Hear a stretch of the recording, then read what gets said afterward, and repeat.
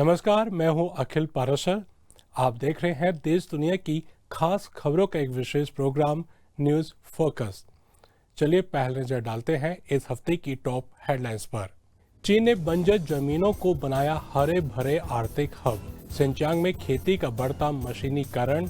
दक्षिण कोरिया के कैफे में लंबी देर तक बैठने पर लगाम। अब समाचार विस्तार से।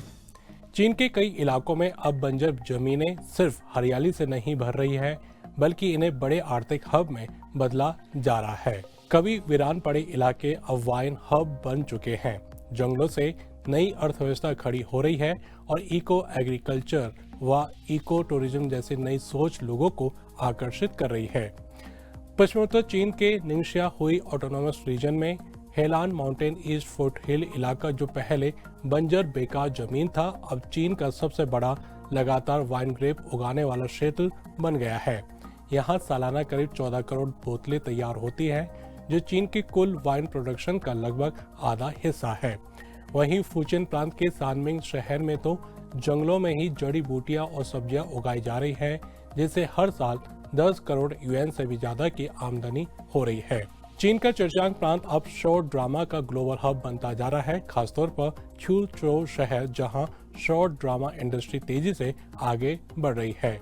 यहाँ फास्ट शूटिंग, ट्रेंडिंग कंटेंट और हाई टेक्नोलॉजी के जरिए बनाए गए शॉर्ट ड्रामे इंटरनेशनल मार्केट में भेजे जा रहे हैं। छूचो मेकाओ कल्चरल कम्युनिकेशन कंपनी ने सिर्फ पिछले साल 30 हेक्टेयर जमीन आसानी से संभाल लेता है। टमाटर की बुवाई और कटाई में तो ये आंकड़ा और भी ज्यादा है, करीब 97.5% तक। पहले लोग हाथों से पौधे लगाते थे और फिर हजारों बोरियों में टमाटर भर भर कर खेत से उठाते थे, लेकिन अब मशीनें ये काम आसान बना रही हैं। कटाई वाली मशीनें पके हुए टमाटर चुन लेती है और हरे या सड़े हुए फेंक देती है। इस समय मैक्सिको में कनाडा से आने वाले सैलानियों की संख्या तेजी से बढ़ रही है। वजह यह है कि अमेरिका की सख्त वीजा पॉलिसी और बॉर्डर पर लंबा इंतजार करने की झंझट से लोग परेशान हैं। कैनेडियन टूरिस्ट को मैक्सिको ज्यादा आसान और वेलकमिंग लगता है। यहाँ खूबसूरत बीच, पुरानी सभ्यता की झलक दिखाते पुरातत्व स्थल और साथ ही सस्ता खर्च सब कुछ मिल जाता है। टूरिज्म गाइड जेमे मोरालेस बताते हैं कि हाल ही में ट्रिप एडवाइजर और एयरबीएनबी जैसी साइट्स पर कनाडा से मैक्सिको जाने वालों की संख्या में काफी बढ़ोतरी दर्ज हुई है। मध्य एशिया का सबसे बड़ा wind farm Zhanatas wind power plant Kazakhstan के दक्षिणी हिस्से में बना है। इसे चीन की power construction corporation of China ने बनाया है, जिसमें $16 करोड़ का निवेश हुआ है। साल 2020 में शुरू हुए इस प्लांट में 40 विंड टरबाइन हैं, जो 100 मेगावाट बिजली बनाते हैं। ये बिजली जानाताज जैसे 20 छोटे कस्बों की आवश्यकता पूरी कर सकती हैं। पिछले साल इसने करीब 39 करोड़ किलोवाट प्रति घंटे साफ बिजली बनाई। दक्षिण कोरिया के कॉफी शॉप्स अब नई पॉलिसी लेकर आए हैं। दरअसल बहुत से लोग कैफे को अपने ऑफिस या स्टडी रूम की तरह इस्तेमाल करने लगे थे। अब इससे निपटने के लिए बड़े बड़े कैफे और यहाँ तक कि स्टारबक्स कोरिया ने भी कुछ नियम लागू किए हैं। अब वहाँ डेस्कटॉप कंप्यूटर या प्रिंटर जैसे बड़े ऑफिस इक्विपमेंट इस्तेमाल करने की मनाही है। साथ ही अगर आप लंबे समय के लिए सीट छोड़कर जाते हैं तो सामान साथ ले जाना होगा। कई लोकल कैफे ने तो वाईफाई पासवर्ड बार बार बदलना शुरू कर दिया है और कुछ ने बिजली के प्लग तक कम कर दिए हैं। तो ये थी इस हफ्ते की खास खबरें। अब चलते हैं हमारे एक स्पेशल सेगमेंट न्यूज स्टोरी की तरफ। भारत के राष्ट्रपिता महात्मा गांधी का नाम सुनते ही सबसे पहले जो छवि मन में उभरती है वह है एक सादा सा कपड़ा पहने, हाथ में लाठी लिए, दयालु और दृढ़ संकल्प वाला व्यक्तित्व। गांधी जी केवल भारत के नहीं बल्कि पूरी दुनिया के थे। उनका जीवन, उनके विचार और उनकी संघर्ष गाथा सीमाओं में बंधी नहीं थी। यही वजह है कि आज भी अफ्रीका से लेकर यूरोप तक और एशिया से लेकर अमेरिका तक उनके नाम का सम्मान किया जाता है। पर क्या आप जानते हैं कि गांधी जी और चीन के बीच भी एक अनकहा रिश्ता रहा है? गांधी जी कभी चीन नहीं गए, लेकिन ये उनकी इच्छा के अभाव के कारण नहीं था। उस समय के हालात, राजनीतिक अस्थिरता और लंबी यात्राओं की जटिलताओं ने उन्हें चीन पहुंचने से रोके रखा। इसके बावजूद चीन ने गांधी जी को दूर से ही अपनाया, समझा और उनका आदर किया। ये कहना गलत नहीं होगा कि गांधी जी भले ही शारीरिक रूप से चीन की धरती पर कभी कदम ना रख पाए हों, लेकिन उनके विचार चीन के दिल और दिमाग तक जरूर पहुंचे। आज चीन के पुस्तकालयों और विश्वविद्यालयों में महात्मा गांधी पर लिखी गई सैकड़ों किताबें मौजूद हैं। खास बात यह है कि ये किताबें चीनी भाषा में अनुवादित हैं और युवा पीढ़ी उन्हें बड़े उत्साह से पढ़ती है। वहाँ के छात्र छात्राएं गांधी जी के सत्य और अहिंसा के सिद्धांतों से प्रेरणा लेते हैं। वे गांधी जी के सादगीपूर्ण जीवन और आत्मबल को समझने की कोशिश करते हैं। आप सोचिए, चीन जैसा विशाल देश जो अपनी क्रांतिकारी परंपरा और अलग अलग विचारधाराओं के लिए जाना जाता है, वहाँ गांधी जी जैसे अहिंसावादी नेता के विचारों के प्रति आकर्षण क्यों है?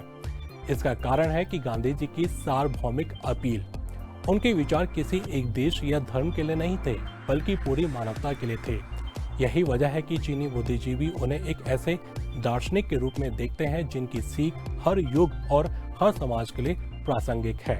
चीन के इतिहास की किताबों में गांधी जी का जिक्र मिलता है। इससे ये साफ होता है कि वहाँ की शिक्षा व्यवस्था ने भी गांधी जी को एक महत्वपूर्ण वैश्विक व्यक्तित्व के रूप में स्वीकार किया है। शंघाई के फुतान विश्वविद्यालय ने तो भारत सरकार से मिलकर गांधी अध्ययन केंद्र खोलने की पहल की। साल 2015 में जब प्रधानमंत्री नरेंद्र मोदी चीन गए, तब उन्होंने इस केंद्र का उद्घाटन किया। ये चीन में गांधी जी पर समर्पित पहला अध्ययन केंद्र था। इससे साफ है कि चीन अपने छात्रों को गांधी जी के जीवन और विचारों से जोड़ना चाहता है, ताकि वे भारत को और गहराई तक समझ सके। चीन की राजधानी पेचिंग के चाओयांग पार्क में गांधी जी की एक प्रतिमा लगी हुई है। ये केवल एक प्रतिमा नहीं, बल्कि भारत चीन संबंधों का प्रतीक है। 1920 के दशक में जब भारत में गांधी जी का आंदोलन तेजी से पकड़ रहा था, तब चीन भी बड़े बदलावों के दौर से गुजर रहा था। भारत ब्रिटिश साम्राज्य के शिकंजे से आज़ादी पाने की लड़ाई लड़ रहा था, जबकि चीन विदेशी ताकतों के प्रभाव से जूझ रहा था। इसके साथ ही वहाँ आंतरिक गुटबाजी और गृह युद्ध जैसी परिस्थितियां बनी हुई थी। ऐसे समय में गांधी जी के सत्याग्रह और अहिंसा के संदेश चीन के बुद्धिजीवियों के लिए एक नई सोच लेकर आए। वे सोचने लगे कि क्या बिना हथियार उठाए भी आज़ादी हासिल की जा सकती है। गांधी जी का प्रयोग उनके लिए एक तरह से आशा की किरण था। गांधी का असर केवल भारत या चीन तक सीमित नहीं रहा। एशिया, अफ्रीका, लैटिन अमेरिका, हर जगह उनके विचारों ने आज़ादी की लड़ाई को नई दिशा दी। वहीं चीन के बुद्धिजीवियों ने भी महसूस किया कि गांधी का दर्शन सिर्फ राजनीतिक स्वतंत्रता तक सीमित नहीं है, बल्कि ये मानवता के भविष्य की राह भी दिखाता है। आज भी चीन के कई प्रमुख पत्रिकाएं गांधी और भारत के राष्ट्रीय आंदोलन पर लेख प्रकाशित करती हैं। एक पत्रिका ने तो गांधी जी और नया भारत नाम से विशेष अंक ही प्रकाशित किया था। इसमें गांधीवाद क्या है, भारत की अहिंसक क्रांति, भारतीय स्वराज आंदोलन, गांधी की आत्मकथा जैसे विषयों पर लगभग 70 लेख शामिल किए गए थे। इसके अलावा कई विश्वविद्यालयों ने गांधी पर विशेष अध्ययन शुरू किए हैं। इससे ये साफ है कि चीन में न केवल इतिहास के पन्नों में, बल्कि समकालीन चिंतन और शोध में भी गांधी की अहम भूमिका है। आज का चीन तेजी से बदल रहा है, विज्ञान और तकनीक की ऊंचाइयों को छू रहा है, लेकिन इसके बावजूद वहाँ का एक बड़ा वर्ग गांधी की ओर लौटता है, क्योंकि उनके विचार समय से परे हैं। सादगी, आत्मबल और अहिंसा, ये तीन मूल्य आज भी उतने ही जरूरी थे जितने 100 साल पहले थे। गांधी का संदेश साफ है, ताकत बंदूक से नहीं, बल्कि सच्चाई और अहिंसा से आती है। यही संदेश चीन के लोगों को आकर्षित करता है और यही वजह है कि गांधी का सम्मान वहाँ आज भी उतना ही है जितना भारत में। तो ये था आज का खास कार्यक्रम न्यूज़ फोकस। अभी आज्ञा दीजिए, अगले हफ्ते फिर मिलेंगे इसी समय। नमस्ते।